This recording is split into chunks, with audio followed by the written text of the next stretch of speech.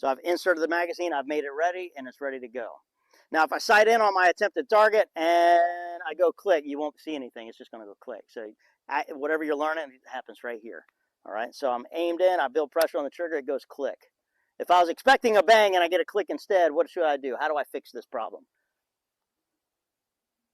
Finger off, tap the bottom of the magazine. What does this do for me?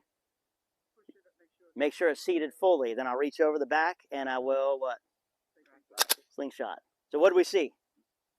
Old ammo went out, the bad one went out, and a new one went in. And I'll sight in and I'll try it again. Nothing happened, right? So what do?